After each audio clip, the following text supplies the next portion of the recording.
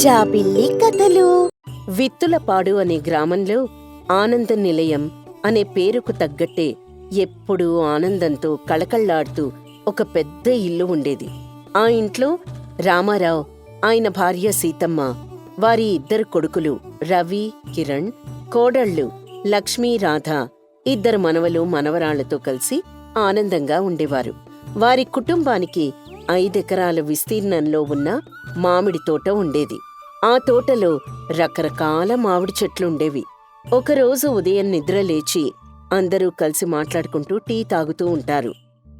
రవి ఇలా అన్నాడు. మనం మామిడి తోటలో చాలా మామిడి పళ్ళు కాసాయి. ఈసారి మంచి దిగుబడి ఉంటుందనుకుంటున్నాను. ఖచ్చితంగా ఉంటుంది. మొన్న తోట మొత్తం చూశాను. అన్ని చెట్లకు బాగా కాయలు కాసాయి. ముఖ్యంగా బంగినపల్లి చెట్టుకి చాలా కాయలు కాసాయి. అవును, మన తోట మామిడి పండ్లకు మార్కెట్లో మంచి డిమాండ్ ఉంది కదా, అందుకే వాటికి తగ్గట్టు సరైన ధర దొరుకుతుంది. మామిడి చెట్లంటే కేవలం చెట్లు కాదు, వాటిని మనం ఎంత జాగ్రత్తగా చూసుకుంటే అవి మనల్ని అంతే విధంగా చూసుకుంటాయి. సరిగ్గా చెప్పావు సీత. అలాగే ఈరోజు తోటలో మామిడి చెట్లన్నిటికీ నీళ్లు పెట్టాలి కదా. నేను కూడా మామిడికాయలకి పురుగు పట్టకుండా మందు పిచికారీ చేస్తాను. అక్కా, నేను నీకు సహాయం చేస్తాను. రాధా, పెద్ద పెద్ద చెట్లకి ముందు పిచికారీ చేయండి. వాటికి ఎక్కువ పురుగు పట్టే అవకాశం ఉంటుంది. సరే పదండి. అందరం ఎంత తొందరగా మొదలు పెడితే అంత తొందరగా పనవుతుంది. పిల్లలు లేవకముందే మనం సగం పని పూర్తి చేయాలి, లేకపోతే వాళ్ళ ఆటలు మొదలు పెడతారు. ఆ రోజు కూడా తమ మామిడి తోటలో పనిచేయడానికి అందరూ కలిసి ఒకరితో ఒకరు మాట్లాడుకుంటూ తోటవైపు బయలుదేరారు. మామిడి తోటలో పనులన్నీ చేస్తున్నారు. మధ్యాహ్నం సుమారు 1 గంట. అందరూ తోటలో పని పూర్తి చేసుకుని మామిడి చెట్టు కింద కూర్చున్నారు. సీతమ్మ, లక్ష్మి, రాధ వేడివేడి భోజనాన్ని వడ్డిస్తున్నారు. ఈ సంవత్సరం వర్షాలు బాగా పట్టంతో కలుపు కూడా ఎక్కువ వచ్చేసింది. అవునన్నయ్య, కలుపు తీయడం పెద్ద పని. అయినా మనందరం కలిసి చేశాం కాబట్టి తొందరగా అయిపోయింది. అదే కదా కిరణ్, ఒకరమైతే ఎంతసేపు పట్టేదో. అక్కా, ఈ ఆవకాయ భలే కుదిరింది. ఎంత రుచిగా ఉందో. అవును రాధా, అయినా మన తోటలో మామిడికాయలతోనేగా పెట్టింది. అయినా నిన్ననే పెట్టాం కదా, ఇంకో 2 రోజులు ఊరితే ఇంకా బావుంటుంది. మన కష్టమే మనకు అన్నం పెడుతుంది. అందుకే పనిని ఎప్పుడూ చిన్న చూపు చూడకూడదు. అది నిజంరా. పగలంతా ఎంత కష్టపడినా ఇక్కడ కూర్చుని ఇలా అందరం కలిసి భోంచేస్తుంటే ఆ అలసటంతా ఎగిరిపోతుంది. అవును నాన్నగారు, ముఖ్యంగా మీరు అమ్మ లేకపోతే ఇదంతా సాధ్యమయ్యేదే కాదు. మీరు మాకు మార్గం చూపించారు. మీరు నలుగురు కలిసి ఉన్నారు కాబట్టే నేను, మీ నాన్న ఇంత ఆనందంగా ఉన్నాన్రా. ఒకరికొకరం సాయం చేసుకుంటూ కష్టసుఖాలు పంచుకుంటూ ఉండాలి. అత్తయ్య చెప్పింది నిజం. మామూలుగా ఉమ్మడి కుటుంబాల్లో చిన్న చిన్న విషయాలకే గొడవలొస్తూ ఉంటాయి. కానీ మన ఇంట్లో అలా ఉండదు. అవునక్క, నాకు అదే అనిపిస్తుంది. ఏదైనా సమస్య వచ్చినా అందరం కూర్చొని మాట్లాడుకుంటాం. ఒకరి అభిప్రాయాల్ని ఒకరం గౌరవిస్తాం. అందరూ నవ్వుకుంటూ కబుర్లు చెప్పుకుంటూ ఆనందంగా భోజనం కొనసాగిస్తారు. కొద్ది రోజుల తర్వాత వారం రోజులు భారీగా వర్షాలు పడి తగ్గిపోయాయి. రామారావు గారు దిగులుగా కూర్చుని ఉన్నారు. మిగతా కుటుంబ సభ్యులు కూడా అక్కడే నిల్చొనున్నారు. ఎంత నష్టం వచ్చింది. తోట మొత్తం చూస్తే గుండె తరుక్కుపోతోంది. కాయలన్నీ రాలిపోయాయి. కొన్ని చెట్లు కూడా విరిగిపోయాయి. ఈసారి పంట మొత్తం పోయినట్టే. అలా నిరుత్సాహపడకండి. వచ్చిన నష్టానికి బాధపడితే ఏమొస్తుంది? మనం ఎలా తిరిగి బాగు చేయాలో అది ఆలోచిద్దాం. కానీ కొన్ని చెట్లు బానే ఉన్నాయమ్మా. వాటి మీద మనకు కొంచెం ఎక్కువ శ్రద్ధ పెడితే మళ్ళీ బావుంటాయి. అదైతే నిజం నాన్న. పెద్ద పెద్ద కొమ్మలు విరిగినవి కొన్నున్నాయి. వాటిని తీసేసి మిగతా వాటికి సపోర్ట్ ఇస్తే బావుంటుంది. ఈ వర్షాల వల్ల నేల కూడా చాలా గట్టిగా అయింది. దాన్ని కూడా సారవంతంగా చేస్తే సరిపోతుంది. ఇప్పుడున్న పరిస్థితుల్లో చెట్లకి ఎలాంటి పోషణ అవసరమో మనకెలా తెలుస్తుంది? మంచి ఆలోచనక్క. వీటి గురించి తెలిసిన వాళ్లతో మాట్లాడితే ఇలాంటి భారీ వర్షాల తర్వాత ఏం జాగ్రత్తలు తీసుకోవాలి అని అడిగితే వాళ్ళు కొన్ని కొత్త పద్ధతులు చెప్తారు కదా. అంతా బాగానే ఉంది, కానీ ఇదంతా చేయడానికి చాలా డబ్బు కావాలి కదా. ఇప్పుడు మన చేతిలో అంత డబ్బు లేదు. అప్పు తీసుకుంటే మళ్ళీ తీర్చడం ఎలా? కొన్నాళ్ల పాటు ఇంటి ఖర్చులు తగ్గిద్దామండి. మనం బయట కొనుగోలు చేసే సరుకులు, కూరగాయలు ఇలాంటివి తగ్గించుకుందాం. ఇంట్లోనే పండించుకుందాం. పాలు కూడా మన ఆవులతోనే సరిపెట్టుకుందాం. మనందరం కలిసికట్టుగా ఉంటే ఈ చిన్నపాటి ఆర్థిక ఇబ్బందిని కూడా దాటేయగలం. అవునత్తయ్యా, ఈ కష్టం నుంచి బయటపడ్డానికి మనందరం తోట విషయంలోనే కాకుండా ఇంటి ఖర్చుల విషయంలో కూడా చాలా జాగ్రత్తగా ఉంటే సరిపోతుంది. నా దగ్గర కొద్దిగా పొదుపు చేసిన డబ్బుంది మావయ్య. అది కూడా తోట పనికి వాడుకోవచ్చు. ఇప్పుడెలాగూ నాకు పెద్దగా అవసరం లేదు కదా. మనందరం ఉన్నాం. ఎలాంటి కష్టమైనా కలిసే ఎదుర్కొందాం.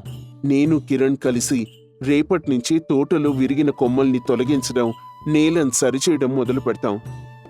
ఈసారి పంట మరింత బాగా పండేలా చూసుకుందాం అన్నయ్య. అప్పుడు ఈ నష్టం అంతా మర్చిపోతాం. మీరున్నప్పుడు నాకు భయం ఎందుకురా? మీరంతా నాకు తోడుగా ఉన్నప్పుడు ఎలాంటి తుఫాన్నైనా తట్టుకోగలను. నాకింతకంటే ఏం కావాలి చెప్పండి? కుటుంబ సభ్యులు ఒకరికొకరు ధైర్యం చెప్పుకుంటూ తోటలో పనులన్నీ మొదలుపెట్టారు.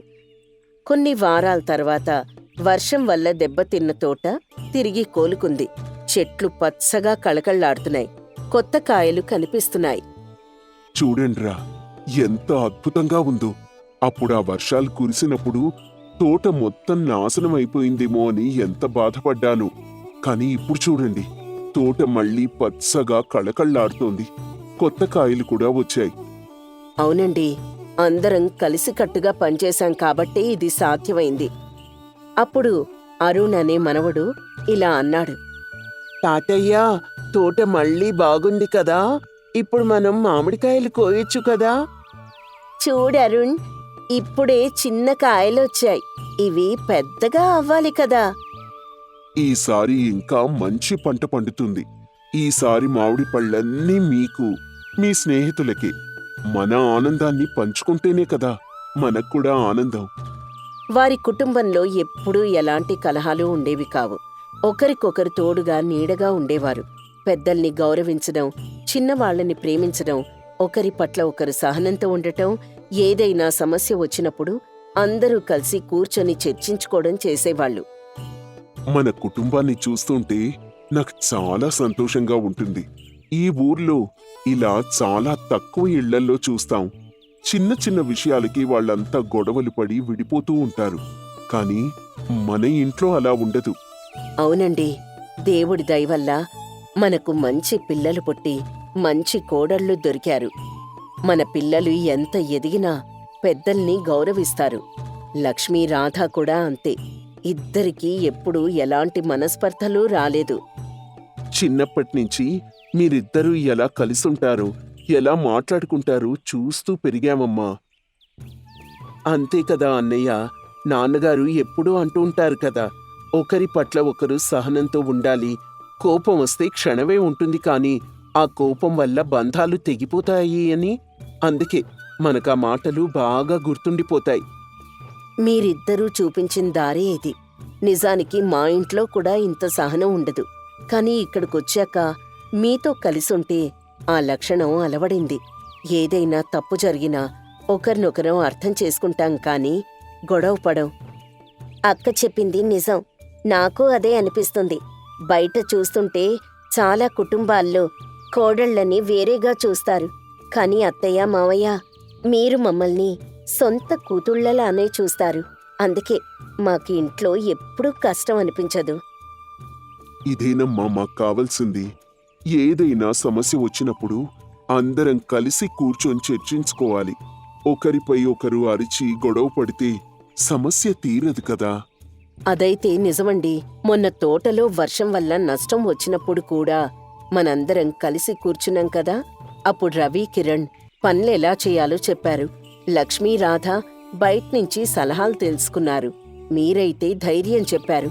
అలా ఒకరికొకరం సహాయం చేసుకున్నాం కాబట్టే ఆ కష్టాన్ని దాటగలిగాం. అవునమ్మా, అలా ఒకరి నిర్ణయాన్ని మరొకరు గౌరవించడం చాలా ముఖ్యం. అప్పుడే అందరం కలిసి పనిచేసుకోగలం. ఎవ్వరూ వ్యతిరేకించరు కూడా. అందుకే కదా మన కుటుంబంలో ఎప్పుడూ ఎలాంటి కలహాలు ఉండేవి కావు. ఒకరిపై మరొకరు అలిగినా అది క్షణాల్లోనే మాయమైపోతుంది. అత్తయ్య మావయ్యకు పెద్దలంటే ఎంత గౌరవం, చిన్నపిల్లలంటే ఎంత ప్రేమ, అదే మాకు నేర్పించారు. పిల్లలు కూడా అదే చూసి నేర్చుకుంటున్నారు.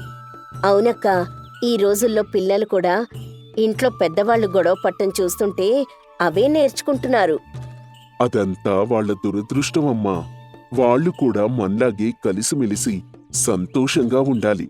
అదే నాకు కావాల్సింది. మన ఆనంద నిలయం ఎప్పటికీ ఇలాగే ఆనందంగా ఉండాలి. కుటుంబ సభ్యులంతా ఒకరినొకరు చూసుకుంటూ చిరునవ్వులు చిందిస్తారు. వారి మధ్య ఉన్న ఆప్యాయత, గౌరవం ఆ సాయంత్రం వేళ మరింత స్పష్టంగా కనిపించాయి. సుబ్బయ్య మామా, ఓ సుబ్బయ్య మామా, కొద్దిగా మాక్కూడా తాగడానికి నీళ్లు తీసుకొని రాకూడదా? మీకు పుణ్యం ఉంటుంది. లక్ష్మి, నా సైకిల్ ఏమో పాడైపోయిందే. నేనా ముసలోణ్ణి. ఇదిగో భుజాలు కూలబడిపోయాయి.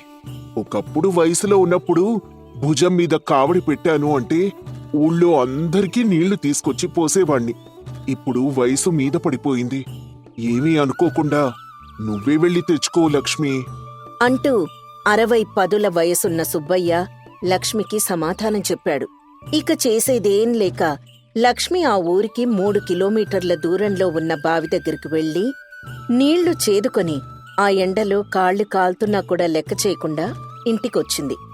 ఒకప్పుడు ఊరంటే వయసులో ఉన్న పిల్లలు, సత్తు ఉన్న పిల్లలు ఉండేవారు. అప్పుడు ఊరెంతో సందడిగా ఉండేది. ఊరు వయసు కుర్రకారుతో యవ్వనంగా ఉండేది. ఇప్పుడు ఊర్లో వయసు పిల్లల్లేక ఊరు కూడా ముసల్దైపోయిందిరా అంటూ సుబ్బయ్య తన చిరకాల మిత్రుడైన కనకంతో చెప్తూ ఉన్నాడు. అప్పుడు కనకం, అవున్రా సుబ్బయ్య, నువ్వు చెప్పేది 100కి 100 నిజం. మనం వయసులో ఉన్నప్పుడు ఊర్నెలా చూసుకునేవాళ్ళం, మన వయసు వారికి ఎలా సహాయపడేవాళ్ళం. మరిప్పుడు జీవితం అంటే ఒక పరుగు పందెంలా డబ్బులు సంపాదించడమే ముఖ్యమన్నట్టుగా ఈ వయసుకొచ్చిన పిల్లలందరూ పట్నం బాట పట్టారు. సరిగ్గా చెప్పావురా కనకం. ఈ తరం పిల్లలకి ఊరు మీద మక్కువ లేదురా. వాళ్ళ ఊరంటే ఏ సెలవులకో వచ్చి సేద తీరి వెళ్ళిపోవడం లాంటిదిగా చూస్తూ ఉన్నారు కాని ఇది వారి కన్న తల్లి అని భావించటం లేదురా అంటూ ఇద్దరూ మాట్లాడుకుంటూ ఉండగా ఆ పక్కన ఇంట్లో నుండి పెద్దగా శబ్దాలొస్తున్నాయి. వాళ్ళిద్దరూ ఆ శబ్దాలొచ్చే వైపు చూడగా గిరీశం అతని కొడుకైన రామ్ని కొడుతూ ఉన్నాడు. అది చూసి సుబ్బయ్య, రే రే రే రే గిరిగా, ఎందుకురా పిల్లాడిని పట్టుకుని అంతలా కొడుతున్నావు? అరే రే, పిల్లాడి వీపు చూడు, ఎర్రగా పండుమిర్చిలా మారిపోయింది. ఇంతలా కొట్టడానికి వీడేం తప్పు చేశాడ్రా గిరి అంటూ సుబ్బయ్య రామ్ని దగ్గర తీసుకుని అడుగుతూ ఉన్నాడు. అప్పుడు గిరి ఈ విధంగా చెప్పాడు. ఏం చేశాడా? ఊర్లో వీడి వయసు పిల్లలంతా పట్నం పోయి ఏదో ఒక పని చేసుకుంటూ 4 రాళ్లు సంపాదిస్తూ ఉంటే వీడు మాత్రం ఎటూ పోకుండా ఊళ్ళోనే ఉంటా అంటున్నాడు. వీణ్ణి కొట్టాలా ఇంకేవైనా చేయాలా? నువ్వే చెప్పు పెద్దాయనా అంటూ గిరి కోపంగా తన కొడుకు గురించి చెప్పాడు. ఆ మాటలకి సుబ్బయ్య ఇంకా కనకం ఇద్దరూ ఒకరి ముఖాలొకరు చూసుకొని, రే గిరి, అందరూ ఇలా పిల్లల్ని పట్నం పంపితే రేపన్న రోజు అసలీ పల్లెటూళ్ళంటూ ఉంటాయారా? ఇంట్లో ఎదిగిన పిల్లలుంటే ఆ ఇంట్లో వాళ్ళకి ఎంత ధైర్యంగా ఉంటుంది. ఇప్పుడు వీణ్ణెక్కడికో పంపించి రోజూ వీణ్ణి తలుచుకుంటూ బ్రతకడం అవసరమారా గిరి అంటూ సుబ్బయ్య చెబుతూ ఉండగా గిరీశం మధ్యలో అడ్డుపడి, అబ్బబ్బా, కాటికి కాలు చాపి కూర్చున్నావు. పిల్లలందరి పెళ్లిళ్లు చేసి బాధ్యతలు తీర్చేసుకున్నావు. ఇక నువ్వు ఎన్నైనా నీతి సూత్రాలు చెప్తావులే, కాని నేను ఇంకా ఎన్ని పెళ్లిళ్లు చేయాలి, ఎంత బాధ్యతుంది నాకు. అయినా అందరి పిల్లలు సంపాదించుకుంటూ ఉంటే నా కొడుకు మాత్రం ఈ ఊళ్ళోనే ఉండాలా? అంటూ గిరి తన కొడుకుని తీసుకుని ఇంట్లోకి వెళ్ళిపోయాడు. అది చూసి కనకం, తండ్రే ఇలా ఉంటే పిల్లలు మాత్రం ఏం చేస్తారు లేరా? ఎండాకాలం మొదలైంది, అయినా పిల్లలింకా ఊళ్ళోకి రాలేదేంట్రా? ఏమోరా, నేను అదే ఆలోచిస్తున్నా. అసలెప్పుడో రావాల్సిన వాళ్ళు ఇంకా రానేలేదు.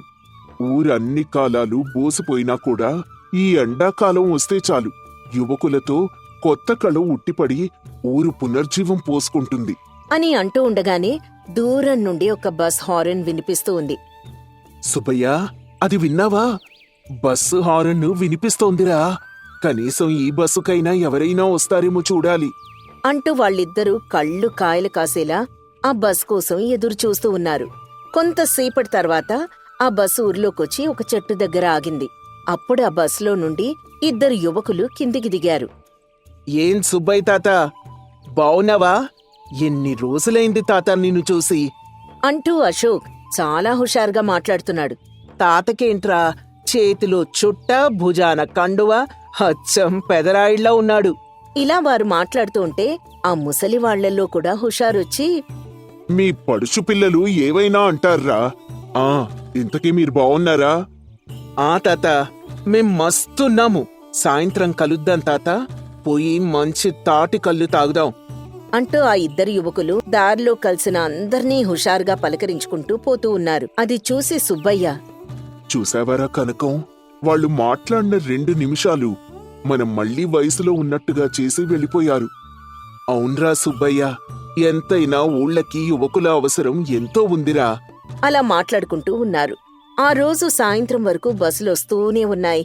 పట్నంకి వెళ్లిన వాళ్లంతా పిల్లా పాపలతో ఊళ్ళోకి వస్తూనే ఉన్నారు. ఊరంతా ఏదో సంబరంలా అనిపిస్తోంది. అంతకు ముందు రోజు బోసిపోయిన ఆ ఊరు ఇప్పుడు ఆ యువకుల రాకతో ఎంతో కోలాహలంగా ఉంది. లక్ష్మి తన కొడుకుని చూసి, ఎరా, ఎండాకాలం వస్తేగాని ఈ పల్లెటూరు మేము గుర్తుకు రావారా? అమ్మా, ఏం చేస్తావమ్మా, అక్కడ పనిలో అంత త్వరగా సెలవివ్వరు. ఏం సెలవులో ఏమో, పట్నం పల్లెటూళ్లనే కాదు అయిన వాళ్లను కూడా దూరం చేస్తోంది. సరిసరి, నేను వెళ్ళి నీళ్లు తీసుకొస్తానుండు అంటూ లక్ష్మి బిందెని తీసుకోగా, అమ్మా ఆగు, నేను తీసుకొస్తాన్లే అంటూ అమ్మ దగ్గర నుండి ఆ బిందెని తీసుకుని నీళ్లు తీసుకురావడానికి బయలుదేరాడు అజయ్. అలా వెళ్తూ ఉండగా చాలామంది యువకులు వారి వారి ఇళ్లల్లో నుండి బయటికి బిందెలు తీసుకుని వస్తూ ఉన్నారు. ఏరా అజయ్, ఎలా ఉన్నావ్? ఎప్పుడొచ్చావురా? అరే అశోక్, నేను బానే ఉన్నాన్రా. ఎన్ని రోజులైపోయిందిరా మనం కలుసుకోక. అలా యువకులందరూ ఎంతో ఆనందంగా ఒకరినొకరు పలకరించుకుంటూ పోతూ ఉన్నారు. అలా వాళ్లంతా ఎండలో ఊరికి దూరంగా ఉన్న బావి దగ్గరికెళ్లి బావిలోని నీటిని తోడి ఇంటికి తీసుకుని వెళ్తున్నారు. అప్పుడు అశోక్, అబ్బా, ఈ ఎండలో ఈ నీళ్ల బిందె ఎత్తుకుని మన వాళ్ళు ఎలా మోసుకెళ్తూ ఉన్నారోరా. వర్షాకాలం ఈ సమస్య పెద్దగా ఉండదురా, ఎందుకంటే ఊర్లోనే మంచినీటి బావుంది. కాని ఇదిగో, ఎండాకాలం వస్తే చాలు, ఆ బావిలో చుక్క నీళ్లు కూడా నిలవ్వు. ఇక మన వాళ్ళిలా కష్టపడి నీళ్లు తెచ్చుకోవాల్సిందే. అమ్మో, ఒక్క పూటకే మనకిలా ఉంటే మరీ రోజూ మన వాళ్ల పరిస్థితి ఏంట్రా? ఏముంది, రోజు రెక్కలు ముక్కలు చేసుకుని నీళ్లు తీసుకొని వెళ్డమే. లేదురా, మనం ఈ సమస్యకి ఒక పరిష్కారం కనిపెట్టాల్సిందే అని మాట్లాడుకుంటూ నీళ్ల బిందెలతో ఇంటికి వెళ్ళిపోయారు. ఆ రోజు రాత్రి యువకులంతా పెద్దలందరితో కలిసి ఊరి మధ్యలో కూర్చొని సరదాగా మాట్లాడుకుంటూ ఉన్నారు. అప్పుడు అశోక్ లేచి నిలబడి, అందరూ నా మాట ఒకసారి వినండి. మనం లేని ఇన్ని రోజులు మన వాళ్ళు నీళ్ల కోసం ఎంత కష్టపడ్డారో ఈ రోజు మనకు అర్థమైంది. మనందరం ఎలాగూ ఈ వేసవికాలం అంతా ఇక్కడే ఉంటున్నాం కాబట్టి ఈ నీళ్ల సమస్యను తీర్చడానికి నా దగ్గర ఒక ఆలోచనుంది. దానికి మీ అందరి సహాయం కావాలి. కనకం, ఈ పిల్లలేదో ఊరికి మంచి చేయబోతున్నారా? అవునరా సుబ్బయ్య, నాకు అలానే అనిపిస్తోంది. మనందరం రేపట్నుండి ఊరి చివర ఉన్న నీళ్లని ఊర్లో వాళ్ళకి అందించడం కోసం మన ఊర్లోని ఒక నీళ్ల ట్యాంక్ ని కట్టాలి. మనందరం తలో చెయ్యి వేస్తే ఈ నెలలో కట్టడం పూర్తవుతుంది అంటూ అశోక్ తనకొచ్చిన ఆలోచన గురించి అందరికీ చెప్పాడు. అప్పుడు అజయ్, అవునరా అశోక్, నువ్వు చెప్పింది నిజం. ఇన్నాళ్ళు ఎక్కడికో పోయి ఎవరెవరి కోసమో పనులు చేశాం. ఇప్పుడు మన వాళ్ల కోసం పనిచేద్దాం అంటూ చెప్పగా అందరూ అందుకు సరే అని ఒప్పుకున్నారు. ఆ మరుసటి రోజు నుండి ఆ ఊర్లోని యువకులందరూ వాళ్ల ఇంటి నుండి పారా పలుగు తెచ్చి పనులు చేయడం మొదలుపెట్టారు. అలా కొన్ని రోజుల్లోనే వారా ఊర్లో ఒక మంచినీళ్ల ట్యాంక్ ని కట్టారు. దాంతో వారి సమస్య తీరిపోయింది. అంతేకాక వేసవికాలం కూడా అయిపోయింది. ఒరే కనకయ్యా, చూసావరా, ఊర్లో యువకులుంటే ఊరెంత బలంగా ఉంటుందో. ఇప్పుడు ఈ యువతరం తెలుసో తెలియకో పట్నం బాట పడుతుంది. మళ్ళీ ఏ వేసవి కాలానికో వారింటికి చుట్టపు చూపుగా వస్తారు. అవునరా సుబ్బయ్య. అంటూ వారిద్దరూ కంటతడి పెట్టుకుంటూ ఉన్నారు. ఊర్లోని యువకులంతా తిరిగి పట్నం వెళ్లడానికి బస్ కోసం ఎదురు చూస్తూ ఉన్నారు. వారి తల్లిదండ్రులు మాత్రం మళ్ళీ ఎప్పుడు వేసవికాలం వస్తుందా అంటూ మనసులో బాధపడుతూ